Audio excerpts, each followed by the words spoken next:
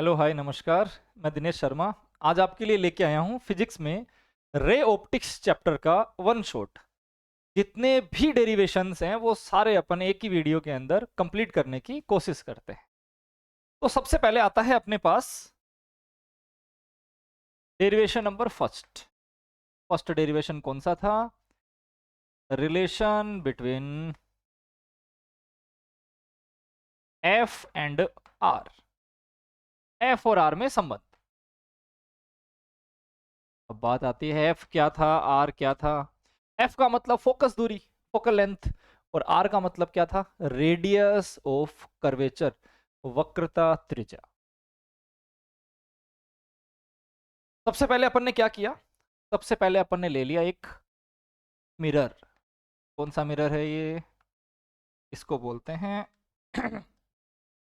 अवतल दर्पण, concave mirror. Theory में क्या लिखोगे? मैं एक डायग्राम बनाता हूँ, साथ के साथ थ्योरी भी बता दूंगा। एक एक मिनट ही लगती है एक्स्ट्रा थ्योरी में।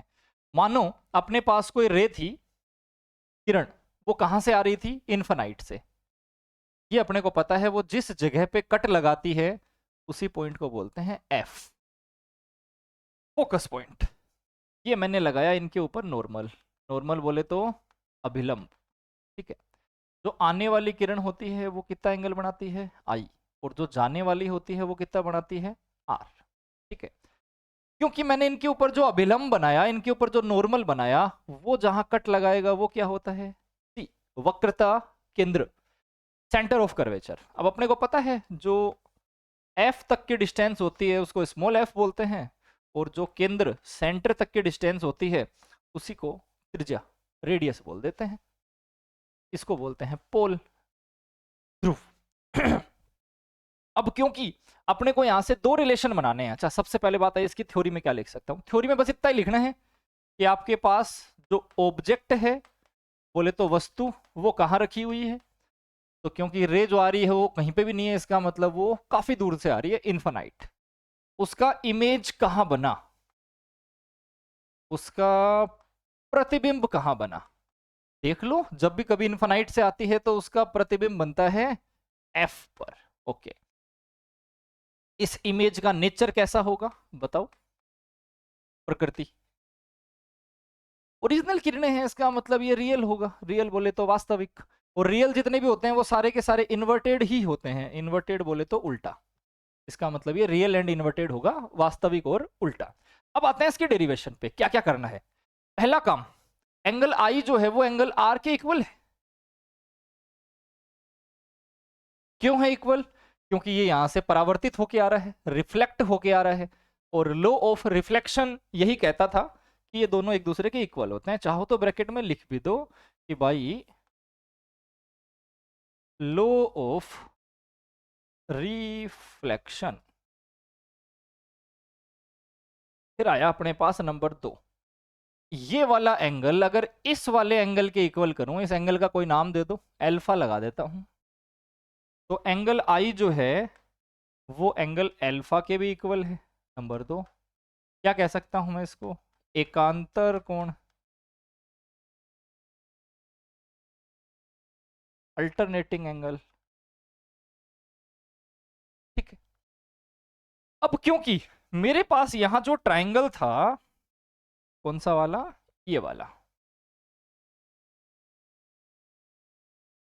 इसके अंदर दो एंगल एक दूसरे के इक्वल थे। कौन से कौन से?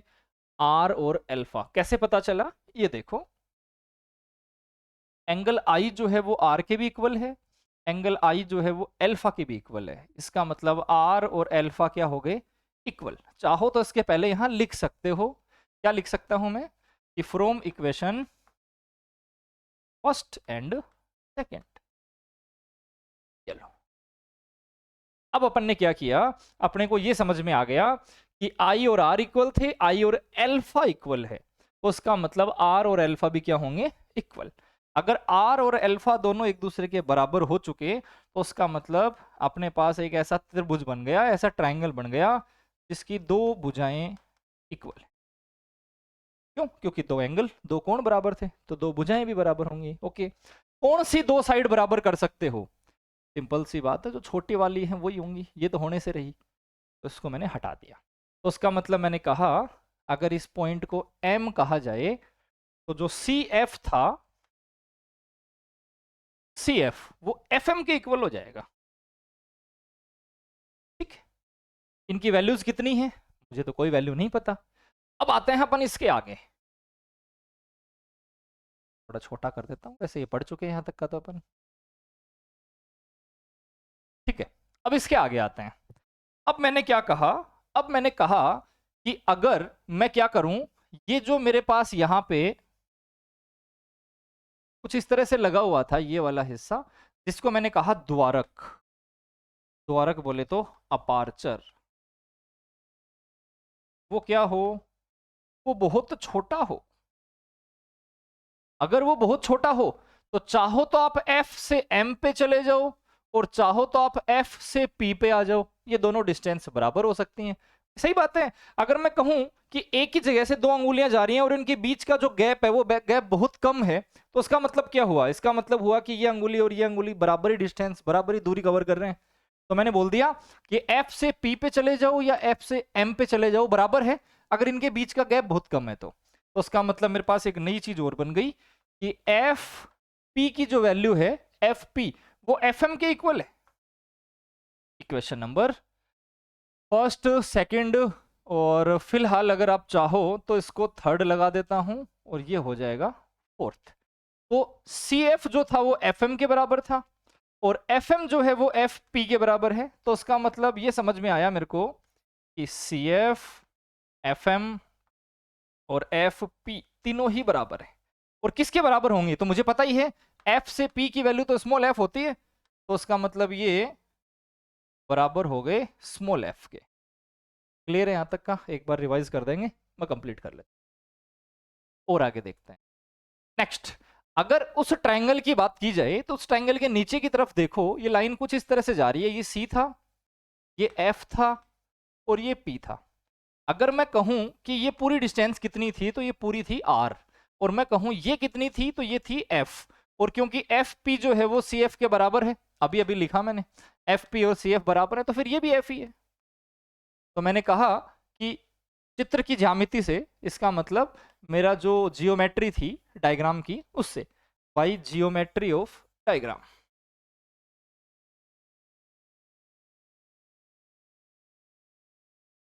सी से पी तक जाना है तो दो हिस्सों में टूट सकता था, सी से एफ प्लस एफ से पी। सी से पी तक की डिस्टेंस थी आर, सी से एफ है स्मॉल एफ और एफ से पी भी स्मॉल एफ ही है, तो are is equal to 2f, और इसको दूसरे तरीके से लिखना चाहो तो f is equal to R divided by 2। Simple, यही था अपना फर्स्ट रिलेशन। देखो इस चैप्टर के अंदर 8 से 10 रिलेशन होते हैं और ये पक्का है कि यहां से 3 रिलेशन पूछेगा, 2 तो पूछेगा आपको ऑप्शन में, या तो फर्स्ट कर लो या फिर ऑप्शन में जो है सेकंड वो कर लो, और एक अलग से छोटा क्वेश्चन आता है यहां से 1 या 2 नंबर का। एक बार वापस से सुन लो, स्पीड से बता देता हूं। सबसे पहले मैंने क्या कहा, सबसे पहले मैंने कहा कि मेरे पास एक ट्राइंगल है, चलो इससे भी पहले से स्टार्ट करते हैं, मिरर से स्टार्ट कर देते हैं। मेरे पास एक मिरर है, इस मिरर में एक रे आ रही है, ये रे कहां से आ रही होगी भाई, अगर मैंने यहां कोई ऑब्जेक्ट कोई वस्तु नहीं रख रखी तो उसका मतलब तो यही है कि ये इन्फानाइट से आ रही है। ये जहां कट लगाएगी उसको क्या कहते हैं अपन, उसको कहते हैं एफ। और अगर इन दोनों के बीच में मैं एक नॉर्मल खींच दूं, एक अभिलंब खींच दूं, तो ये अभिलंब जहां कट लगाएगा इसको कहते हैं सी। मुझे ये भी पता है कि सारी की सारी जो डिस्टेंस होती हैं वो ध्रुव पोल से मेजर की जाती हैं, तो उसका मतलब ये वाली जो दूरी है इसको बोलते हैं आर रेडियस, और ये है स्मॉल एफ फोकल लेंथ। करना क्या था, सबसे पहले अपने को 3 एंगल एक दूसरे के बराबर करने थे और फिर दिखाना था कि ट्राइंगल के अगर 2 एंगल 2 कोण बराबर हैं तो 2 भुजाएं 2 साइड भी बराबर होंगी, और मोस्टली डेरिवेशन हो जाएगा। देखो तो सबसे पहले क्या किया मैंने, सबसे पहले मैंने कहा कि एंगल्स बनाओ।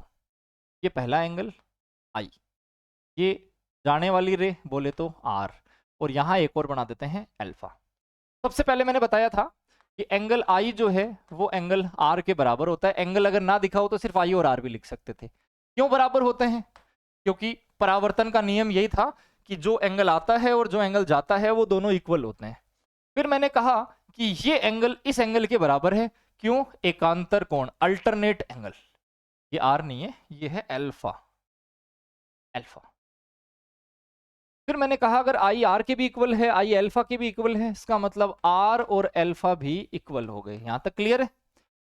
दो एंगल तीसरे के बराबर हैं, इसका मतलब वो दोनों बराबर हो गए। अगर इस त्रिभुज में, इस ट्राइंगल में दो साइड बराबर हैं, सॉरी दो एंगल बराबर हैं, तो दो साइड भी बराबर होंगी। ओके, कौन सी साइड बराबर हो सकती हैं? तो सी से एफ, और इसको अगर आप नाम एम लगा देते हो तो मैं कह सकता हूं कि सी एफ जो है वो एफ एम के बराबर होगी। ये तो हो गया क्लियर। फिर आए इसके आगे। अगर इसके आगे जाना है मेरे को तो सिंपल, मैंने क्या किया, मैंने कहा ये जो द्वारक लगा हुआ था, ये जो अपार्चर लगा हुआ था, अगर ये बहुत छोटा हो तो चाहे यहां से यहां चले जाओ और चाहे यहां से यहां चले जाओ, दोनों बराबर होंगे। तो उसका मतलब मैंने कहा कि अगर ये बहुत छोटा हो तो आप F से M पे चले जाओ और F से P पे चले जाओ, दोनों बराबर बात है। तो CF FM के बराबर था और FM FP के बराबर है, तो CF FM और FP ये सारे ही आपस में बराबर हो गए। इनकी डिस्टेंस कितनी मानूं? तो F से P तक तो पता ही है मुझे, स्मॉल f होता था। ये लो डेरिवेशन ही कंप्लीट हो गया। C से P तक जाओ, C से P तक तो दो हिस्से बनेंगे, C से F, F से P, C से F, F से P। C से F और F से P दोनों की ही वैल्यू F होती है। F plus F is equal to R, R is equal to 2F। ये है अपना पहला डेरिवेशन। कोई बहुत टफ नहीं है, अगर थोड़ा सा प्रैक्टिस करते हो तो बड़े आराम से हो जाता है। फिर आते हैं अपन डेरिवेशन नंबर सेकंड पे। सेकंड क्या था? सेकंड था मिरर फॉर्मूला या मिरर इक्वेशन, एक ही बात है। दर्पण सूत्र, इसको एक नाम से और भी जाना जाता है, क्या? रिलेशन बिटवीन यू, बिटवीन तो कैसे होगा, अमोंग होगा फिर, you we and F, UVF में संबंध। अब यूवीएफ में अगर आपको संबंध पढ़ना है तो सबसे पहले वही बात फिर डिसाइड करो। एफ और आर के बीच में जब अपन ने रिलेशन पढ़ा था तो ऑब्जेक्ट रखा था अपन ने कहा, इन्फानाइट पे। अब आ जाओ इन्फानाइट के जस्ट अगले पे, मतलब कंडीशन नंबर 2 पे। तो मैंने सबसे पहले ये फिर से अपना एक मिरर बनाया, दर्पण। कौन सा दर्पण है? तो पता है मेरे को, पॉलिश जो है वो बाहर की तरफ हो रही है, और अगर बाहर की तरफ है तो इसको बोलूंगा मैं कॉनकेव, अवतल। ओके, ये बीचों बीच वाली लाइन, इसको बोलते हैं मुख्य अक्ष, प्रिंसिपल एक्सिस। रखना कहां है? तो अगर आप इसको मानते हो C, तो C के यहां रखना है, C के पीछे रख दिया। ये कैसा व्यवहार करेगा? तो यहां से हम कलर चेंज करके समझते हैं। ये सामने की तरफ एक रे गई, ये रे जहां से कट लगाएगी उसी को बोलते हैं F। ओके, यहां तो इमेज बनी, लेकिन ये तो आधी ही है ना, दो रे तो कम से कम चाहिए मेरे को, अगर इन्फिनाइट नहीं दिख रहा है तो। इन्फिनाइट तो है नहीं है, ठीक है। दूसरी रे कहां से डालूं? दूसरी रे यहां डाल देता हूं, इसके ध्रुव, इसके पोल पे। और मुझे पता है पोल पे जितने एंगल पे आती है उतने एंगल पे वापस जाती है। इसका इमेज वैसे यहां बनता है क्योंकि ये कंडीशन नंबर 2 है।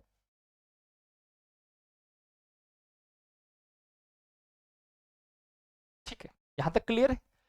अगर इन्फिनाइट और सी के बीच में ऑब्जेक्ट हो तो इमेज कहां बनती है? एफ और सी के बीच में। इसका नेचर कैसा होगा? इसका नेचर होगा वास्तविक, मतलब रियल, और इन्वर्टेड मतलब उल्टा। तो इसका मतलब इसकी थ्योरी में चार बातें क्लियर हो चुकी है अपने पास। सबसे पहले अपने पास जो दर्पण है वो कौन सा होगा, जो मिरर है वो कौन सा होगा? तो वो होगा अवतल। अवतल बोले तो कॉनकेव। ऑब्जेक्ट, वस्तु कहां रखूंगा? तो वस्तु रखूंगा इन्फिनाइट और सी के बीच में। उसकी इमेज कहां बनेगी, उसका प्रतिबिंब कहां बनेगा? एफ और सी के बीच में। और उसका नेचर कैसा होगा? तो उसका नेचर होगा रियल एंड इन्वर्टेड, वास्तविक और उल्टा। ठीक है, अब आते हैं अपन अपने डेरिवेशन पे। इसका जो डेरिवेशन है उसके अंदर दो खास बात आपको याद रखनी है कि ट्राइंगल कौन से लेने हैं। तो देखो, सबसे बढ़िया इसका जुगाड़ बताता हूं। ये वाला जो अपने को लाइन दिख रही है, इस लाइन को कभी छोड़नी नहीं है। इसके साथ जो जो पॉसिबिलिटी हो सकती है, इसके साथ जो जो ऑप्शन आपको समझ में आते हैं, उनको काम में ले लो। तो सबसे पहले मैंने क्या किया, सबसे पहले मैंने काम में ले लिया एक तो ये वाला ट्राइंगल, और एक इसके साथ जो बन रहा है इधर, ये वाला।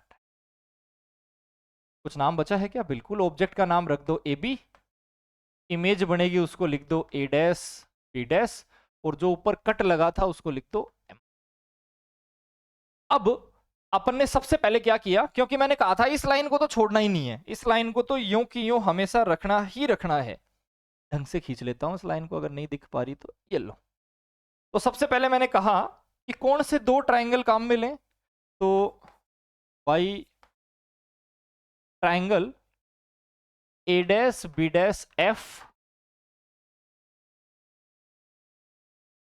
एंड जिस तरह से ए डैश से नीचे आके बी डैश बना होगा, इसी तरह से इधर ऊपर चले जाओ। इसके जस्ट सामने यही ट्राइंगल है ना, तो ए डैश से नीचे आया बी डैश पे, इसी तरह से पी से ऊपर चले जाओ एम पे। तो मैं अगला ट्राइंगल बोलूंगा पी एम एफ। ऐसे मत कर देना कि यहां तो ए डैश से नीचे आए हो बी डैश पे, लेकिन यहां एम से एफ पे आ जाओ। जैसे ये प्रिंसिपल एक्सिस मुख्य अक्ष से नीचे आया है, इसी तरह से ये मुख्य अक्ष से ऊपर जाएगा। ऐसा नहीं है ये भी नीचे आ रहा है और इसको भी आप नीचे ले आओ, नहीं। यहां से मतलब मेन लाइन से स्टार्ट किया है, तो अगर आप इसको दूसरी साइड ले जाते हो तो इसको भी दूसरी साइड ले जाना है, और लास्ट आके एफ पे ही खत्म कर देना है, ठीक है। क्योंकि मुझे ये दोनों बनाने हैं इक्वल ट्राइंगल, बोले तो समरूप त्रिभुज। अगर समरूप बनाने हैं तो मेरे को इनकी कोई दो प्रॉपर्टीज चाहिए। क्या क्या बना सकते हो? एक तो देखो ये सीधा सीधा दिख ही रहा है मेरे को, चलो इधर अलग से बना लेता हूं इस ट्राइंगल को। ये ट्राइंगल ये रहा, इसका नाम था ए डैश, इसका नाम था बी डैश, और इसका नाम था एफ। ये और आगे बढ़े, इसका नाम था पी और इसका था एम, पी एम। ओके, वो वाला पी एम नहीं है। सबसे पहले मैंने क्या कहा, सबसे पहले मैंने कहा कि ये वाला जो ट्राइंगल है ये इसके बराबर है। दिख ही रहा है मेरे को, जब भी कभी दो ऐसे कट लगते हैं तो ये वाला हमेशा इसके बराबर ही होता है। तो मैंने क्या किया, मैंने कहा कि A dash F B dash angle A dash F B dash किसके बराबर हो जाएगा? जैसे ए डैश से एफ पे आए हो वैसे ही पी से आ जाओ, तो पी एफ एम एक बराबर हो गया।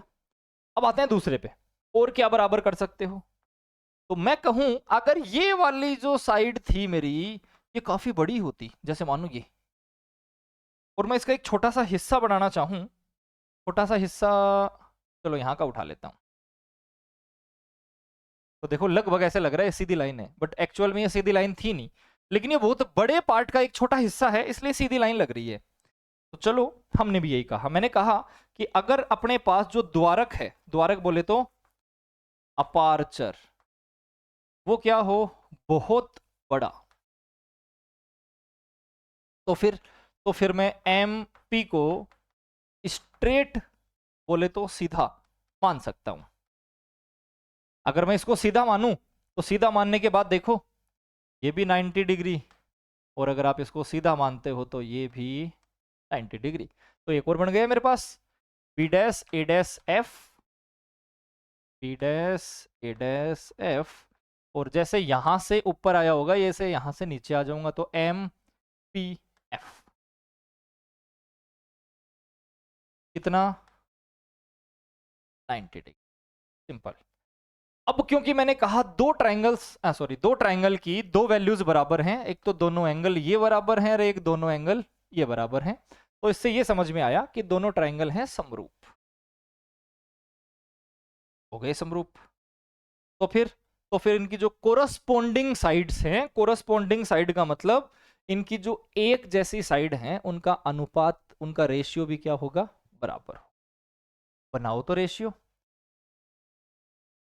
कोई सा भी पहले ले सकते हो, कोई सा भी बाद में ले सकते हो लेकिन अगर पहले ऊपर वाला ट्रायंगल लेते हो तो अगली बार भी ऊपर वाले लेना, और पहले अगर नीचे वाला लेते हो तो अगली बार भी नीचे वाले लेना, बस इतना याद रखना है। मैं चलो पहले ऊपर ये लिख लेता हूं। तो P से मैं M पे चला जाता हूं, इसी तरह से A डैश से मैं B डैश पे आ जाता हूं। तो मैंने कहा PM upon A dash B dash, सही चल रहा हूं, PM सही बात है, A डैश B डैश। अब P से F पे आ जाता हूं तो फिर A डैश से भी F पे आना पड़ेगा, तो PF अपॉन A डैश, यही है अपनी फर्स्ट इक्वेशन। ये आधा सॉल्यूशन कंप्लीट हो गया और कोई बहुत टफ नहीं था। मैंने कहा ये ट्रायंगल इस ट्रायंगल के बराबर है, और यहीं पे मेरे को पूरे आंसर दिख रहे थे। कैसे दिख रहे थे? ये वाला एंगल इस वाले के बराबर है और ये वाला एंगल इस वाले के बराबर है। खत्म, यही तो किया है। अब इसको साइड में कर देते हैं ताकि आपको दिखता भी रहे, पर थोड़ा सा छोटा दिखेगा। आगे बढ़ जाते हैं। आगे बढ़े तो मैं अगला ट्रायंगल क्या ले सकता हूं मैंने कहा था ये वाली जो लाइन है इसको छोड़ना नहीं है। अगर लाइन को नहीं छोड़ना है तो फिर से लिख देता हूं by triangle A dash B dash, पर छोटा वाला तो मैं पहले ही काम में ले चुका हूं लाइन, तो अब इस लाइन को काम में नहीं लूंगा बल्कि इस लाइन को यहां तक ले जाता हूं। तो मैंने कहा by triangle A dash B dash F and A dash B dash F and इस लाइन को यहां ले जाओ, तो ABF। ओके, और आगे बढ़ते हैं। सेम बात, फिर से इनके दो इस तरह के एंगल बना दो जिनके ऊपर क्या हो, जिनके ऊपर इक्वल वैल्यू आ रही हो। तो एक तो ये रहा, आने वाली रे और जाने वाली रे जो एंगल बनाते हैं, एंगल I और एंगल R, ये बराबर होते हैं। हो गया एक एंगल बराबर। दूसरा एंगल कौन सा बना सकता हूं? इसका भी 90 डिग्री और इसका भी 90 डिग्री। अगर यहां ठीक से नहीं दिखे तो मैं इस डायग्राम को फिर रीड्रॉ कर लेता हूं साइड में। ये चलो इसको थोड़ा सा यहाँ करते हैं और फिर रीड्रॉ कर। हमने बताया कुछ इस तरह से, ये था अपने पास A, ये था B, इसको यहाँ पे मिला दो और इस पॉइंट को मैंने बोल दिया P फॉर पोल। ये दूसरा A डैश B डैश और यही मिल गया। दो एंगल बराबर करने थे और बड़े आराम से दिख रहे हैं। जो रे आई थी वो रे चली गई, इसका मतलब एंगल I जो है वो एंगल R के बराबर, एक तो ये बराबर हो गया और दूसरा ये 90 डिग्री जो है ये दूसरे 90 डिग्री के बराबर हो गया। अगर दोनों बराबर हो चुके तो मैंने फिर से कह दिया कि ये भी पहले की तरह क्या है, समरूप, जैसे ऊपर लिखा था समरूप बोले तो इक्वल। अच्छा, अगर दोनों ट्रायंगल इक्वल हैं तो फिर इनके भी रेशियो लिख दो। अब पहले वाली चीज काम आएगी। क्या काम आएगी? आपने देखो पहले PM लिखा या पहले A डैश B डैश लिखा, तो आपने पहले लिखा PM, इसका मतलब ऊपर वाला ट्रायंगल आपने पहले काम में लिया है। तो अभी भी सेम ही काम करो, ऊपर वाला ट्रायंगल पहले काम में लो। तो फिर लगाओ रेशियो, इसका रेशियो आ जाएगा AB और इसका रेशियो आ जाएगा A डैश B डैश। किसके बराबर होगा? PA dash. ये सेकंड इक्वेशन हो जाएगी। पहली जो इक्वेशन थी उसमें यहां लिखा हुआ है PM, ये रहा PM और सामने लिखा हुआ है AB, और क्योंकि मैंने कहा था ये फ्लैट है, ये बिल्कुल सीधा है, तो फिर मैं PM को हटा के AB लिख सकता हूं अगली लाइन में। तो मेरी जो इक्वेशन थी ये रही। इस इक्वेशन में PM को हटा देता हूं नेक्स्ट लाइन में और मैं लिख देता हूं AB अपॉन में क्या है A डैश B डैश। यहां कितना है? PF upon A dash F। ये तो फर्स्ट इक्वेशन। और सेकंड अभी क्या आई मेरे पास? सेकंड आई AB upon A dash B dash, इसके बराबर हो गया PA upon P A dash. दोनों इक्वेशनों का कंपैरिजन किया तो मैंने लिख दिया from equation first and second. क्या कहती हैं दोनों इक्वेशन? दोनों इक्वेशन बोलती हैं कि ये वैल्यू भी इसके बराबर है, ये भी इसके बराबर है, तो ये दोनों आपस में इक्वल हो गई। तो PF upon A dash F is equal to PA upon P A dash. कोण किसको रिप्रेजेंट करता है डायग्राम में देखो और खुद से विचार करो। सबसे पहले आता हूं मैं, P से F तक की वैल्यू किसको रिप्रेजेंट करती है? ये रहा P से F तक की वैल्यू। आप चाहो तो डायग्राम में भी दिखा सकते हो। ये P से F दिखाता है स्मॉल f को, हाँ सारे लेफ्ट में है तो माइनस के आएंगे, तो P से F तक की वैल्यू आती है -F। फिर आता है दूसरा P से A डैश तक की वैल्यू। तो P से A डैश तक की वैल्यू दिखाती है इमेज को, इसका मतलब -V। और P से A तक की जो वैल्यू है वो दिखाती है वस्तु को, ऑब्जेक्ट को। तो P से A तक की जो वैल्यू है वो आएगी माइनस का U। एक और बच गया, क्या बच गया देखते हैं। PF आ गया, P A डैश आ गया, P A आ गया, A डैश F रह गया। A डैश F कहाँ है? ये रहा A डैश और ये रहा F। मैंने कहा कि अगर यहां तक की जो वैल्यू है वो तो है U, और यहां तक की जो वैल्यू है वो है V। तो फिर ये कितना बचेगा भाई? ये बचेगा U माइनस V।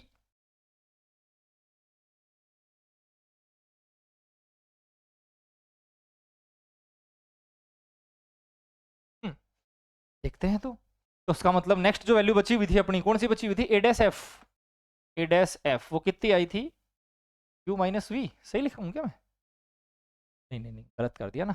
देखो U तो यहाँ तक का था, ये तो V है और ये F है, तो इसका मतलब ये V माइनस F आ रहा है। तो ये है अपना V माइनस F। ओके, करो पुट वैल्यूज, सारी नेगेटिव ही हैं।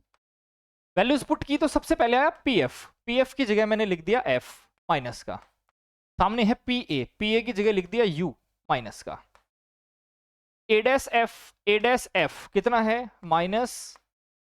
-V minus F। और PA डैश माइनस V। जब मैंने इनको सोल्व किया तो मैंने देखा कि सारे के सारे माइनस जो थे वो कट गए, V को यहाँ मल्टीप्लाई कर दिया तो ये बना VF। U को इधर मल्टीप्लाई कर दिया तो UV माइनस UF।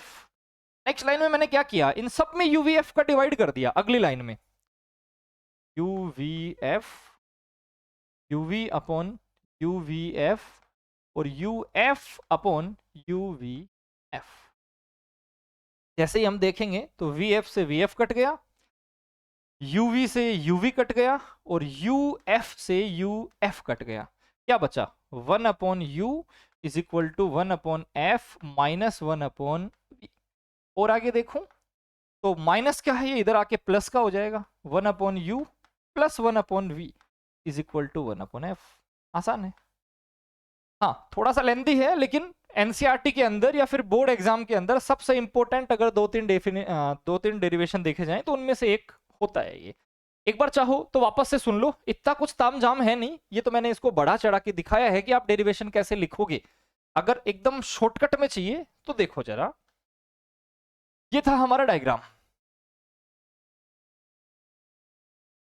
इस डायग्राम में मैंने कहा कि एज्यूम करो ये है C, वस्तु को रख दिया यहां, सामने की तरफ जो रे जा रही है वो कट लगा के निकल गई, क्योंकि ऑब्जेक्ट बनेगा C और F के बीच में, तो बना दो। बन गया ऑब्जेक्ट का इमेज, यहाँ पे बन गया।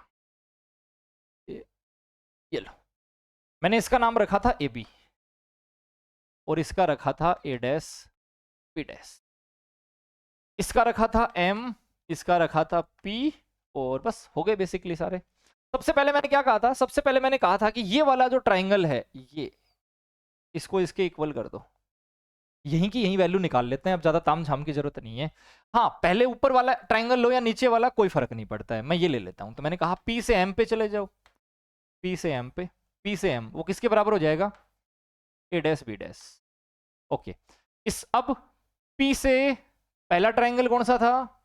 P से M, पहले ऊपर वाला था, तो P से F पे आ जाओ और इधर इधर A डैश से F पे चले जाओ। हाँ, मुझे ये भी पता था कि अगर मैं इसको कहूं ये स्ट्रेट है, मतलब काफी बड़ा द्वारक है, तो फिर मैंने क्या किया था, नेक्स्ट लाइन में PM को हटा दिया था, और PM को हटा के क्या लगा दिया था मैंने? AB लगा दिया था। तो ये लो AB और ये A डैश B डैश किसके इक्वल हो गया? PF upon A dash F। First equation. अब आते हैं सेकंड पे। सेकंड पे क्या करना था? इस ट्राइंगल को यहां से हटाना है नहीं, इस ट्राइंगल को अगर यहां से नहीं हटाना तो फिर इसके साथ ऑप्शन एक ही बचता है। अगर मैं छोटा वाला हटा देता हूं तो कलर चेंज, इस वाले ट्राइंगल को काम में ले लो इस वाले ट्राइंगल के साथ। वापस वही काम जो अभी किया मैंने। क्या काम किया? दो का रेशियो इक्वल कर दिया। तो क्योंकि PM मतलब ऊपर वाले मैंने पहले लिया था, वापस ऊपर वाला पहले ले लो। ऊपर है AB और नीचे है A dash B dash.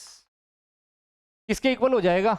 A का P तक, लेकिन नापते मेजर इसी साइड से करते हैं, तो PA upon PA dash. Equation number second. ये भी AB upon A dash B dash और ये भी AB upon A dash B dash. आगे आंसर, दोनों को बराबर कर दो।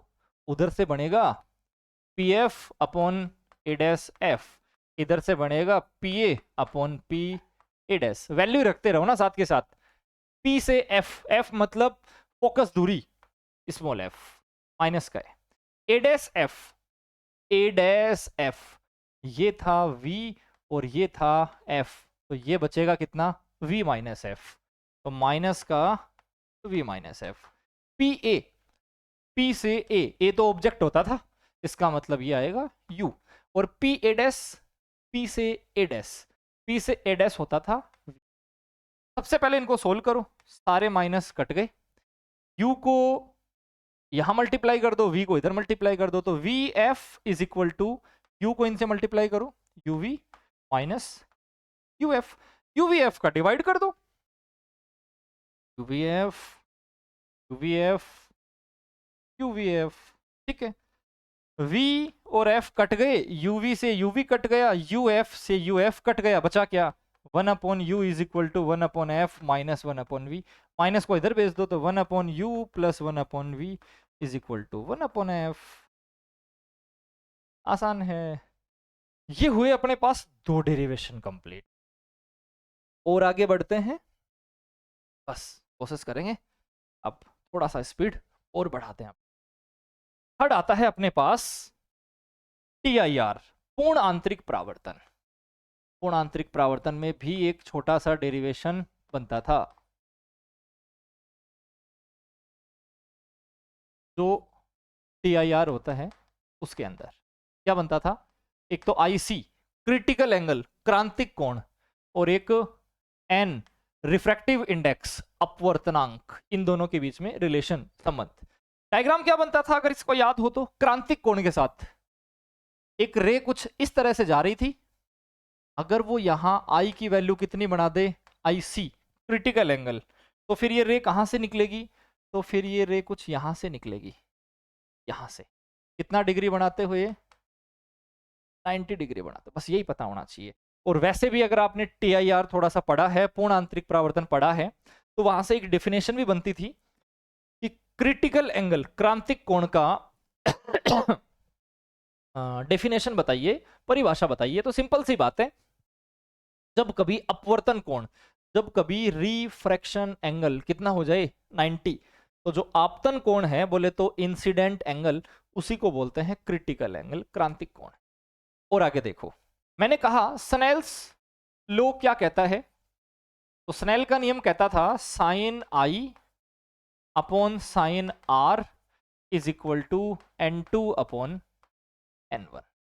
और आगे बढ़ते हैं, I की वैल्यू कितनी पढ़ी है हमने? हमने I की वैल्यू पढ़ी IC, ओके। हमने R की वैल्यू कितनी पढ़ी? हमने R की वैल्यू पढ़ी 90 डिग्री।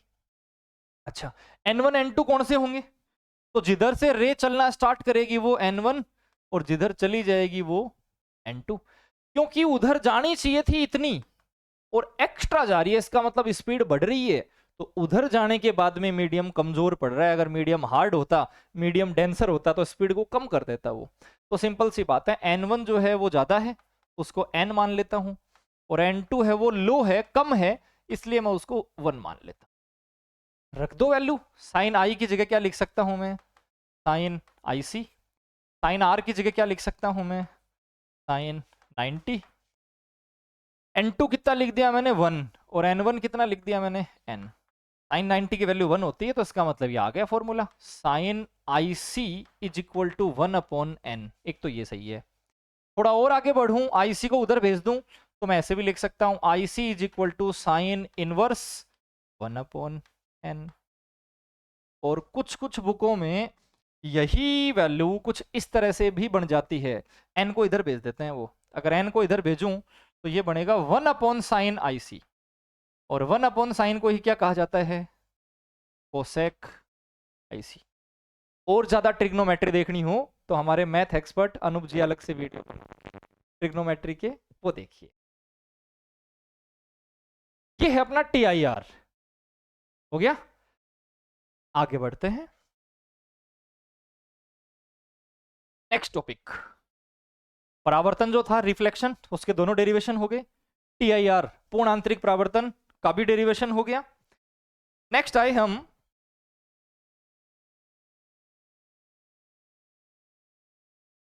सतह कर लें, पहले लेंस करें, चलो पहले सतह कर लेते हैं। तो मैंने कहा कि किसी वक्रीय पृष्ठ से अपवर्तन, रिफ्रैक्शन बाय कर्व्ड सरफेस।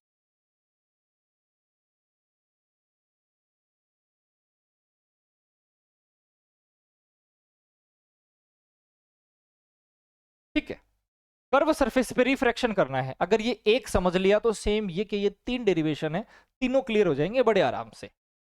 सबसे पहली बात ये कि मेरे को यहां लेंस नहीं बनाना, पहली जो गलती हो जाती है। क्यों? क्योंकि लेंस बन गया तो मेरे पास एक पृष्ठ, एक सरफेस नहीं बचेगा, मेरे पास तो पूरा का पूरा लेंस आएगा और मुझे चाहिए इसका सिर्फ एक हिस्सा। तो इसका मतलब मैंने सबसे पहले किसी एक हिस्से को उठा लिया। कौन सा हिस्सा ले लें? चलो ये ले लेते हैं, ये लो। अगर इसको और आगे बढ़ाना चाहो तो बढ़ा दो, बाकी कोई काम का नहीं था अपने पास, तो एक साइड का कट ही चाहिए अपने को। अब क्या किया अपन ने? सबसे पहले हमने बताया कि ये है इसका प्रिंसिपल एक्सिस। इसका मतलब क्या होता है? मुख्य अक्ष। ये मैंने किसी एक जगह पे रखी इसकी वस्तु, ऑब्जेक्ट।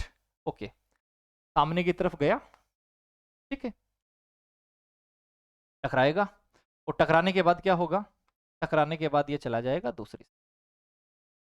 हमें ये भी पता है कि वस्तु जहां रखी होगी उसको u डिस्टेंस से मेजर करते हैं, और जहां उसका इमेज बनेगा, जहां उसका प्रतिबिंब बनेगा, वहां तक की दूरी को कहते हैं हम v।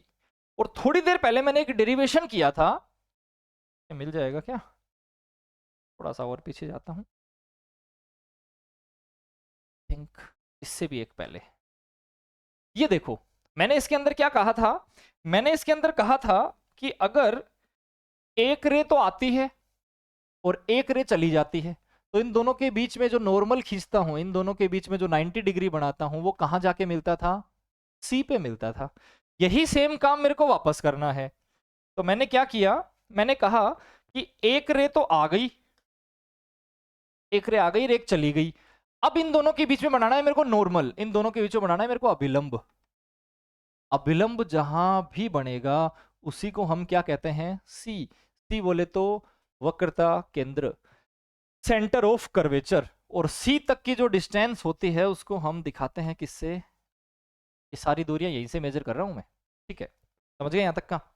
मैंने एक सरफेस बनाई, एक रे आई, एक रे चली गई, और एक इन दोनों के बीच में 90 डिग्री बना दी। सिर्फ 90 से लग नहीं रही, एक्चुअल में दिखेगा नहीं सही से, बट इन दोनों के बीच में मेरे को मिड में बनाना है। मिड बेसिकली कुछ इस तरह से आता है जो 3D में दिखा नहीं पा रहे अपन।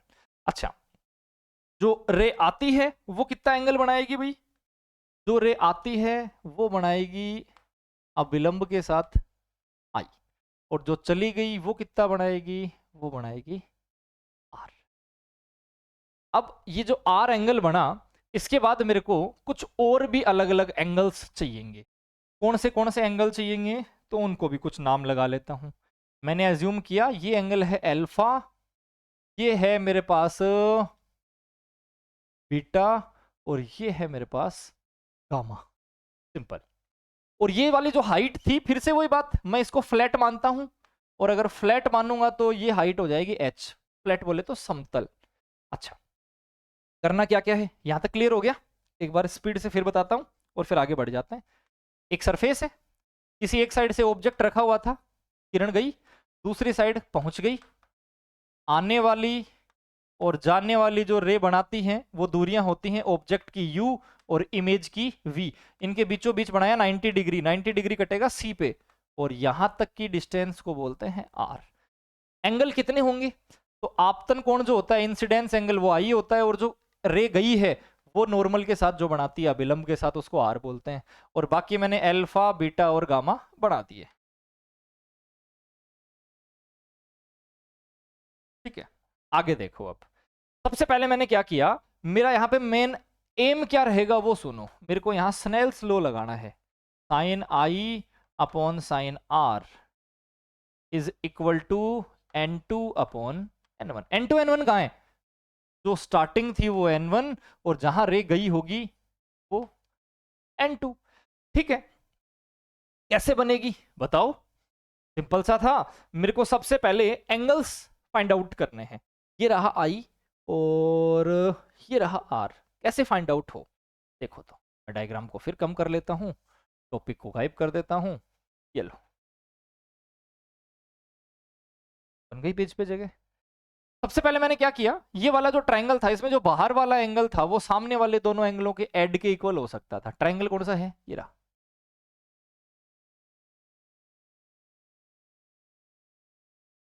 अंदर कौन कौन है, ये तो है आर। आर को ऐसे ना लिख के ऐसे लिख लेता, और ये है मेरे पास गामा, और बाहर जो एंगल पड़ा था वो पड़ा है आई। तो उसका मतलब मैं ये कह सकता हूं कि जो आई था उसकी वैल्यू सामने वाले दोनों ट्रायंगल्स के इक्वल हो जाएगी। बट मुझे इसमें मजे नहीं आ रहे, क्योंकि एक्चुअल में ये तो यहाँ वाला बराबर होता, इसके सामने तो ये दोनों हैं, तो फिर इस आई को इसके इक्वल कर लेते हैं, ये भी ठीक है। तो हटाओ, वहां पहुंच जाते हैं कहाँ, यहाँ। ये है अपने पास अल्फा, ये है अपने पास बीटा, और ये है अपने पास आई। सही बात है ना, सामने वाले दोनों एंगल होंगे उनका एडिशन ही होता है ये। ठीक है, तो सबसे पहले मैंने कहा कि आई की जो वैल्यू है वो दो सामने वाले जो एंगल थे, सामने वाले जो कोण थे उनके बराबर हो गया। और सामने कौन कौन था आई के, एक तो अल्फा था एक बीटा था, एक क्लियर। अब आते हैं दूसरे में, आर चाहिए। आर के लिए तो वो ट्रायंगल उठाना ही उठाना पड़ेगा जिसको अभी अपन ने अवॉइड किया था।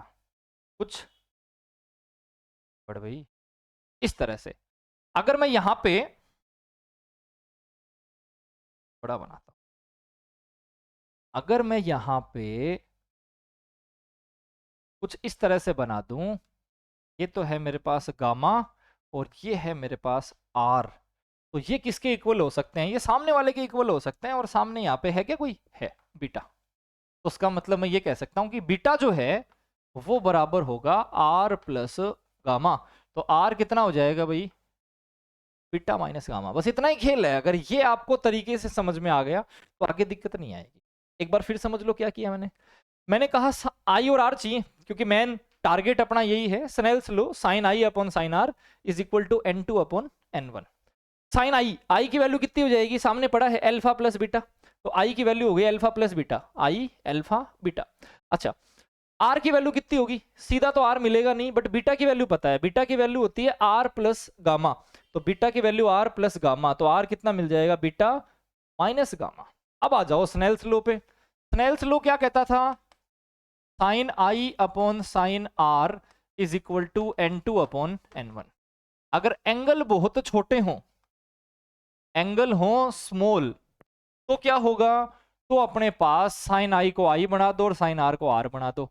वैल्यू कितनी आ जाएगी, n2 अपॉन n1। यहां मल्टीप्लाई हो जाएगा n1 इंटू में आई, n2 के साथ ये मल्टीप्लाई हो जाएगा n2 इंटू में r। n1 अपनी जगह है, आई की जगह कितना लिख सकते हो, आई की जगह लिख सकते हो अल्फा प्लस बीटा। n2 अपनी जगह है, r की जगह कितना लिख सकते हो, r की जगह लिख सकते हो beta minus gamma. Alpha beta, beta gamma, इसका मतलब बीटा डबल है। चलो बीटा को एक जगह करते हैं, ब्रैकेट ओपन करो, n1 alpha plus n1 beta. दूसरी साइड चले, n2 बीटा और n2 गामा, तो n2 beta minus n2 gamma. Okay, beta एक जगह कर लेता हूं, गामा इधर ले आता हूं, तो n1 अल्फा माइनस का था, इधर आएगा तो प्लस का n2 gamma is equal to n2 beta है और n1 बीटा है, तो एक बार ऐसे ही पढ़ा रहने दो, n2 बीटा और इधर आएगा तो माइनस में n1 हो जाएगा, कलर चेंज करना पड़ेगा, n1 बीटा। ओके, बीटा मैंने यहां से कॉमन ले लिया, तो कितना बचेगा, ये n2 माइनस n1। और आगे देखते हैं। तो अल्फा बीटा और गामा के बीच में रिलेशन बन गया। ये n1 अल्फा है, ये n2 गामा है, और उधर देखें तो n2 माइनस n1 बीटा है। तीनों के वैल्यूज बताओ। अल्फा की वैल्यू कितनी आ जाएगी भाई? Perpendicular upon base beta, perpendicular upon base gamma, perpendicular upon base, मतलब लंब अपॉन आधार। ठीक है, तो सबसे पहले मैंने कहा 10 अल्फा की वैल्यू बताओ। 10 अल्फा कितना आ जाएगा भाई? परपेंडिकुलर तो है h, और इधर कितना आ जाएगा इसका बेस। अब क्योंकि ये लेफ्ट साइड में था, लेफ्ट साइड जो वैल्यूज होती हैं वो सारी की सारी क्या होती हैं? नेगेटिव, और राइट साइड में जो होती हैं वो सारी की सारी क्या होती हैं? पॉजिटिव। तो उसका मतलब 10 अल्फा कितना आ जाएगा इधर से? h upon minus you, minus यहीं पड़ा रहने देता हूं। 10 बीटा बताओ। 10 बीटा आ गया h अपॉन आर, माइनस में या प्लस में, दूसरी साइड गया, दूसरी साइड गया तो प्लस का आएगा h अपॉन आर। और तीसरा क्या था अपने पास? गामा, कितना? h upon v, 10 gamma. क्योंकि एंगल बहुत छोटे हैं, एंगल बहुत छोटे हैं, तो 10 अल्फा को अल्फा लिखा जा सकता है, 10 बीटा को बीटा लिखा जा सकता है,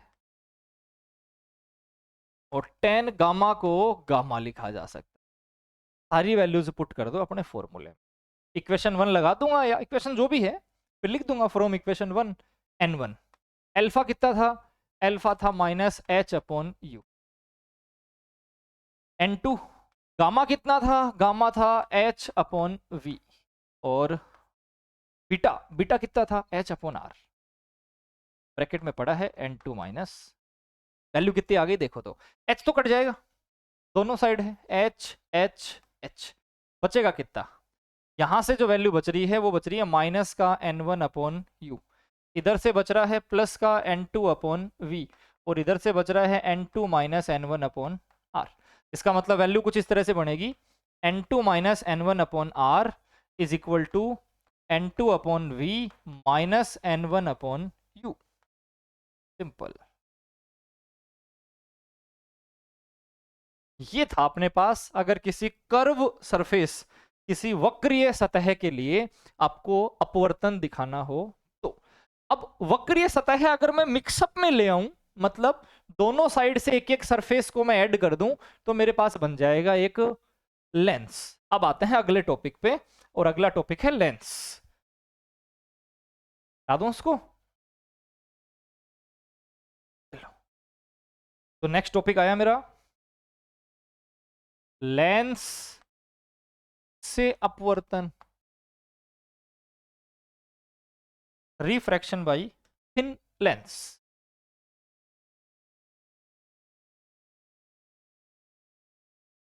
ओके, सबसे पहली बात यह कि लेंस जो है उसको थिन मानना है। थिन क्यों माना, इसके पीछे भी एक लॉजिक है, बताएंगे। ये अपने पास एक लेंस है, तो इस लेंस को थिन बोलोगे, इमेजिन करना है कि थिन है। अब आती है बात इसके आगे की, कि सबसे पहले मैंने यहां पे एक वस्तु रख दी, ए लिख देता हूं, ऑब्जेक्ट। इससे जाने वाली रे पहली सतह पे टकराएगी, टकराने के बाद में हो जाएगी सीधी, और सीधी होने के बाद में बेंड हो जाएगी। इसका मतलब इसके लिए बनेगी यहां पे एक इमेज, आप इसको I1 मान सकते।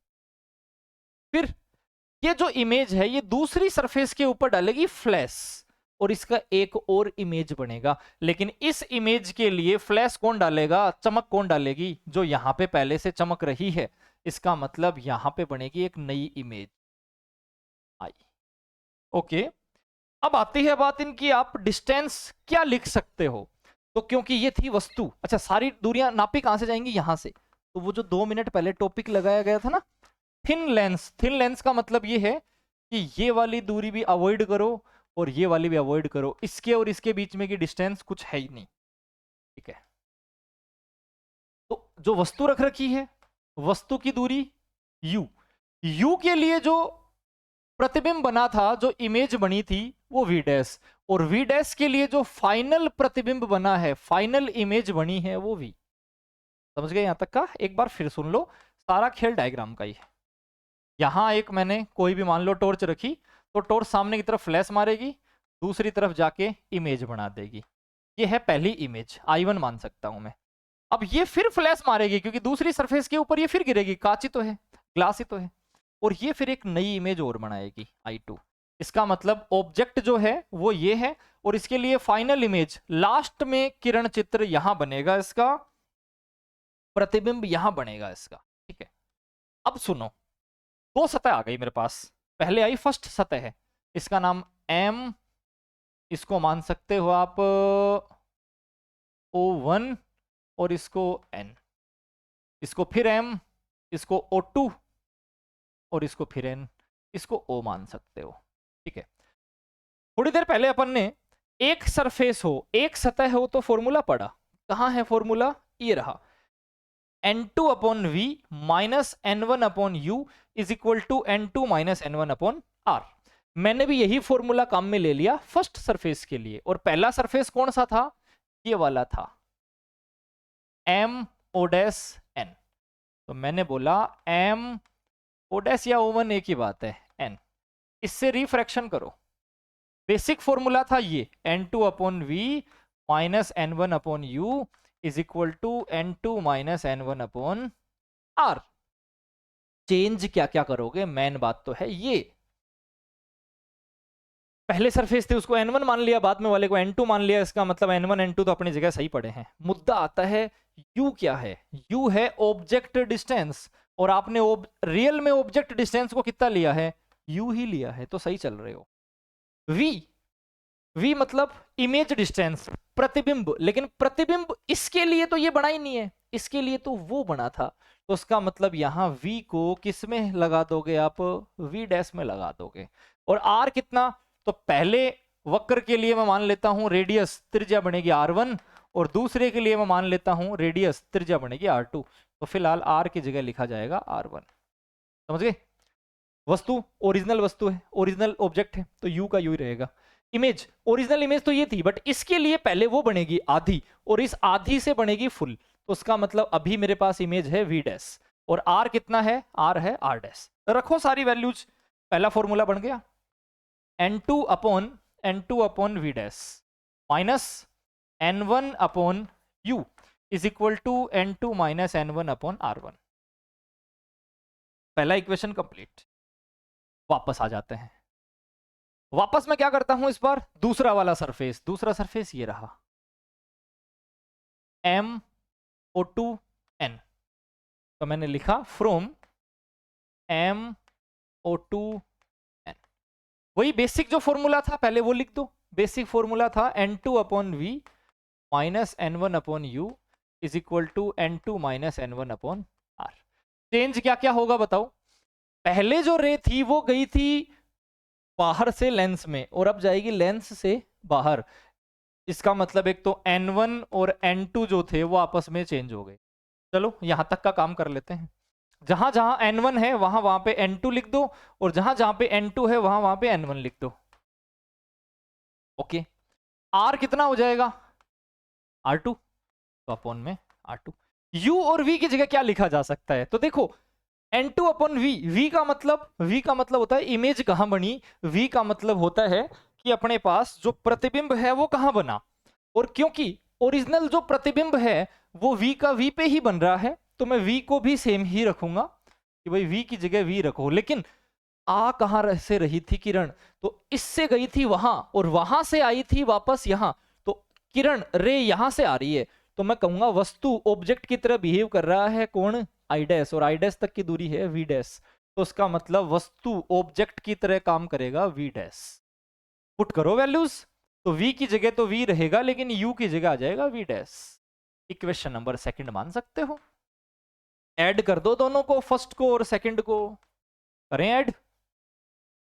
इधर से मेरे पास थी value N1 upon V minus N2 upon V dash, और उधर से क्या था? उधर से था N2 upon V dash minus N1 upon U is equal to जगह कम पड़ेगी, चला लेंगे काम। इधर से तो है मेरे पास N1 minus N2 upon R2, और उधर से है मेरे पास N2 minus N1 upon R1। सबसे पहले देखो कुछ कैंसिल हो रहा है क्या, मेरे को तो कुछ कैंसिल होता हुआ दिख रहा है। n2 upon V dash, n2 upon V dash, n2 upon V dash से कैंसिल। इधर देखो तो एक लाइन तो है n2 माइनस n1 और एक है n1 माइनस n2, कुछ एक बना लो, दोनों अलग अलग तो अजीब लग रही हैं। तो मैंने क्या किया, n2 माइनस n1 बना ली। तो n2 माइनस n1 बनाऊंगा तो r1 तो आएगा प्लस का, लेकिन n2 माइनस n1 यहां माइनस का गड़बड़ है तो ये आएगा माइनस 1 अपॉन r2। ठीक है यहां तक का। इधर क्या बच रहा है भाई, इधर n1 कॉमन आ गया, जैसे ही मैंने n1 कॉमन लिया ये बचेगा 1 upon V minus 1 upon U. n1 को उधर भेज दो, तो 1 upon V minus 1 upon U is equal to n2 minus n1 upon n1, 1 upon r1 minus 1 upon r2। इसी को कहते हैं 1 अपॉन f। तो ये कितना बन जाएगा, n2 minus n1 upon n1 और 1 upon r1 minus 1 upon r2। Simple. ये है अपने पास और किसी लेंस से रिफ्रैक्शन। अच्छे से इनको देखना, रफ कॉपी में एक बार लिख के देखना, बड़े ही आसानी से हो जाते हैं। हाँ, जो चैप्टर नंबर 9 है उसमें डेरिवेशन के साथ जो थ्योरी है वो ज्यादा इंपॉर्टेंस नहीं रखती। देखो जीरो थ्योरी पे तो मार्क्स कटेंगे, इसमें तो कोई दो राय नहीं है, लेकिन पता चला कि ऑब्जेक्ट वस्तु कहाँ रखी हुई थी, कहाँ उसका इमेज बना, वो उल्टा बना या सीधा बना, वो रियल बना या फिर इमेजिनरी बना, इस तरह की बातें अगर आप लिख के आ जाओगे तो बेसिकली आपको फुल मार्क्स मिल जाते हैं। समझ गए इसके अंदर क्या क्या किया। जब वस्तु ऑब्जेक्ट यहां था तो उसकी इमेज, उसका प्रतिबिंब बनेगा यहां, तो यू के साथ काम आता है वी डैश, और उसके बाद ये वापस आएगा, फ्लैश डालेगा और लास्ट इमेज बना देगा, लास्ट प्रतिबिंब बना देगा आई पे। तो वी डैश के साथ काम में लेना है वी को, खत्म। यू वी डैश और वी डैश वी। इसी तरह से अपने पास आता है नेक्स्ट डेरिवेशन। टाइम कितना हो गया भाई, टाइम हो गया आज 1 घंटा, चलो 2-4 मिनट में ही खत्म कर देते हैं इसको। नेक्स्ट टॉपिक आता है अपना कॉम्बिनेशन ऑफ लेंस।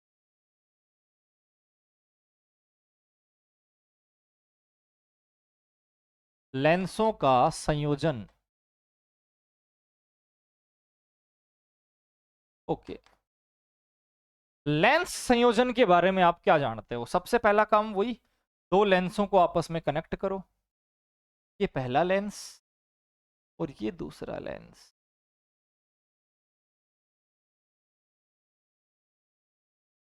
पहले जैसा ही डायग्राम रहेगा, बहुत कम चेंजमेंट है। देखो जरा क्या क्या चेंजमेंट है। यहां मैंने रखा वस्तु ऑब्जेक्ट को, सीधी रे जाएगी, जाने के बाद बैंड होगी और बैंड होने के बाद में यहां से कहीं पहुंच जाएगी। अगर मैंने इसको ओ ना लिख के मैं कुछ और नाम लिख देता हूं, ओ तो बीचों बीच रहेगा, मैं यहाँ पे फिर से ए लिख देता हूं, तो ये बनेगा इसका आई डैश। यहां तक का आपको पता भी होगा क्या होने वाला है। जो ऑब्जेक्ट की डिस्टेंस होती है वो यू होती है, कहां से मेजर कर रहा हूं मैं, यहां से, मिड पार्ट से। और जो इमेज बन रही है वो ओरिजिनल इमेज तो बनी नहीं है अभी तक, तो ये वी डैश बनी है।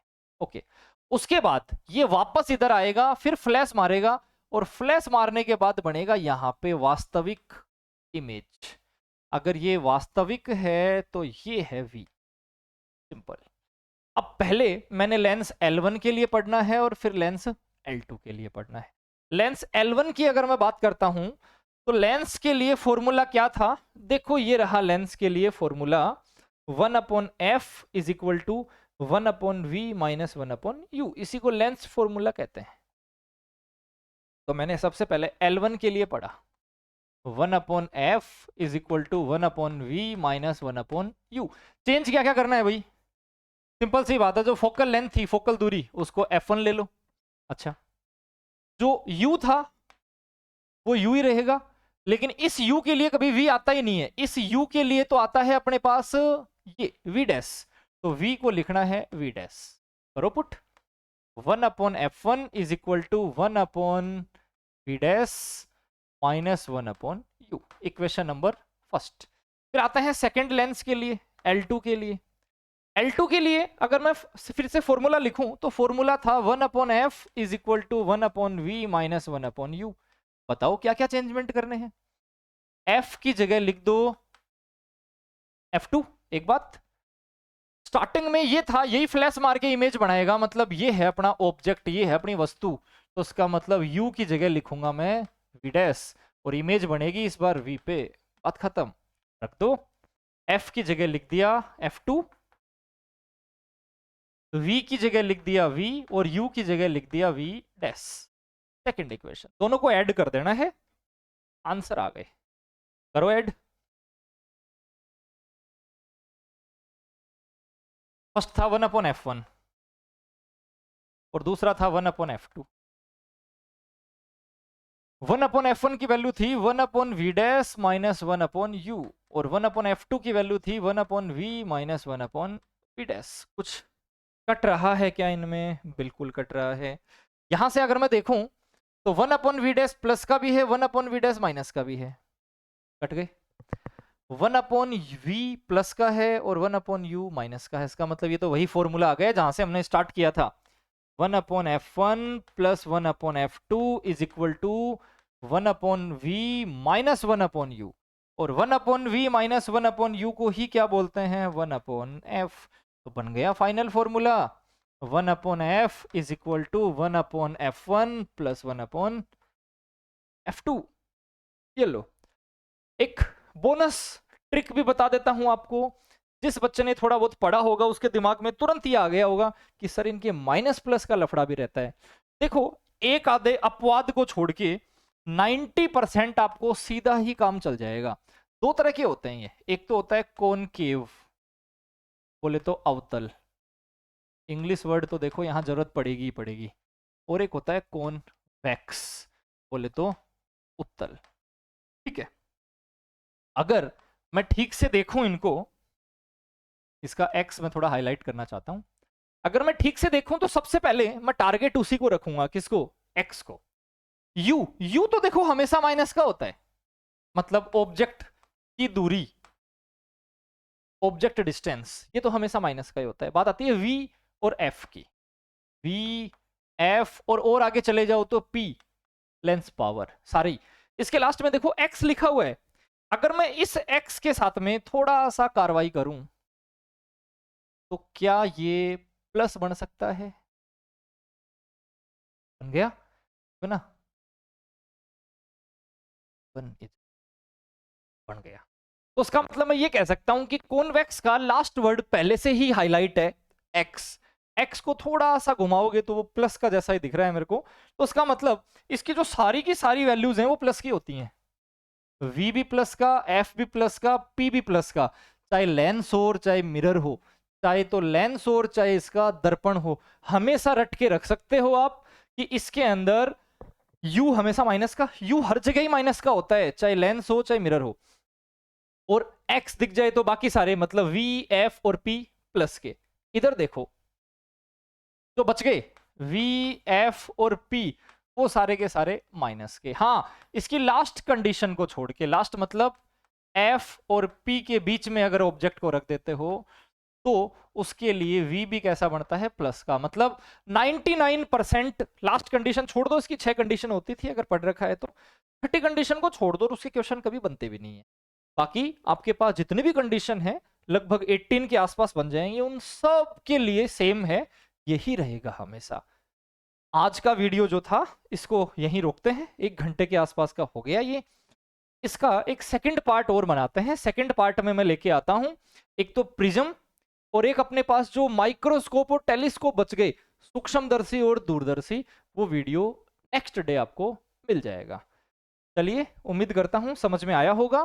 थोड़ी बहुत परेशानी हो तो या तो कमेंट करो या फिर एक बार रिवर्स जाके देखो, मैंने ऑलरेडी 2 बार समझाया है, 5-10 मिनट तो एक्स्ट्रा वैसे ही कंज्यूम किए हैं मैंने। तो काफी आज के लिए, थैंक यू।